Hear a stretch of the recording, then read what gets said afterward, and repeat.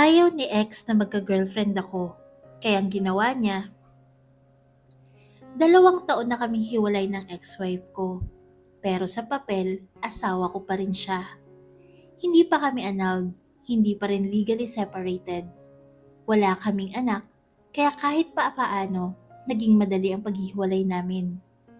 Tahimik, walang malaking gulo, walang habulan ng sustento, walang obligasyon na mag-uugnay sa amin, kundi ang mga alaala at ang papel na nagsasabing kasal pa rin kami. Sa loob ng 2 taon na yon, natuto akong maging mag-isa. Natuto akong mahalin ang sarili ko ulit. Natuto akong i-enjoy ang katahimikan. Kaya madalas sa social media, pinapakita ko yung single life ko. Kape mag-isa, road trip mag-isa. Gabi ng tahimik, simpleng buhay, pero masaya. Alam ko rin kahit hindi niya inaamin, ini-stalk niya pa rin ako. Ramdam ko. Yung mga post ko na walang reaction, pero alam mong may matang nakatingin. Yung mga story na walang viewer, nakilala mo, pero parang may biglang pagbabago sa hangin. Samantalang siya may ka-live-in partner na. Mukhang masaya, mukhang naka-move on na. Kaya akala ko, pareho na kaming payapa. Pareho na kaming may kanya-kanyang mundo. Hanggang sa dumating yung araw na nagbago ang lahat. May nililigawan na ako noon. Hindi pa kami. Hindi pa kami official. Pero seryoso ako. Tahimik lang, walang ingay. Kaya ginawa ko yung tinatawag nilang soft lunch. Nag-my day ako. Hindi ko pinakita ang mukha. Kamay lang namin. Magkahawak. Simple, pero sapat para ipakita na may bago ng simula sa buhay ko. Hindi ko inaasahan na yung simpleng my day na yon ang magiging mitya ng pinakamagulong kabanata ng buhay ko. Tahimik lang ang araw ko noon. Walang drama, walang mensahe. Hanggang sa biglang nag-pop up ang pangalan na matagal ko nang hindi nakikita sa inbox ko. Siya, ang ex-wife ko.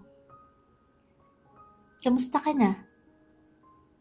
3 salita, pero parang may bigat na ilang tonelada. 2 taon. 2 taon siyang hindi nagparamdam. Ngayon lang ulit. At eksakto pang pagkatapos kong mag-post na may nililigawan na ako. Hindi na ako agad nag-reply. Hindi dahil galit ako. Hindi rin dahil may nararamdaman pa. Kundi dahil alam ko kung saan papunta yun. Kilala ko siya. Kilala ko ang timing niya.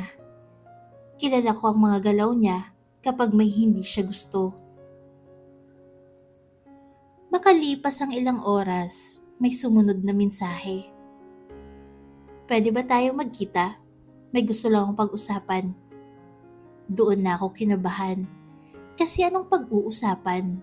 Wala naman na kaming dapat pag-usapan. Tapos na kami. May kanya-kanya na kaming buhay. Siya nga, may ka-live-in na. Kaya hindi ako sumagot. Pinili kong umiwas.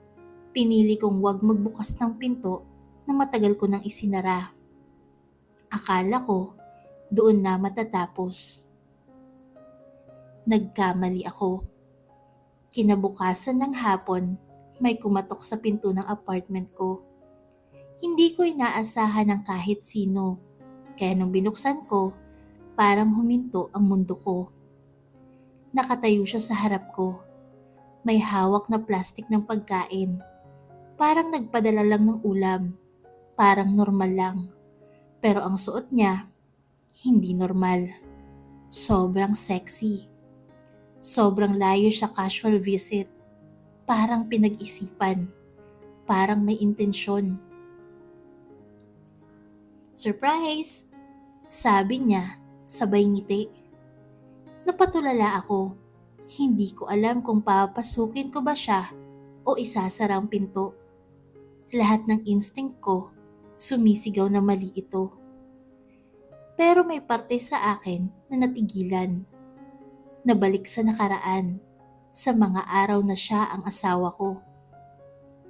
Anong ginagawa mo dito? Tanong ko. Dinalhan lang kita ng pagkain. Tsaka hindi ka nagre-reply. Doon na ako napatanong. Alam ba ng live-in partner mo na nandito ka? Tumingin siya sa akin na parang walang bigat ang mundo. Wala na kami, matagal na. Wala na rin magsiselos. Dapat doon pa lang tumigil na ako. Dapat doon pa lang pinaalis ko na siya. Pero hindi ko ginawa. Pinapasok ko siya. Pinaupo. Tinanggap ko ang pagkain. Tinanggap ko ang presensya niya.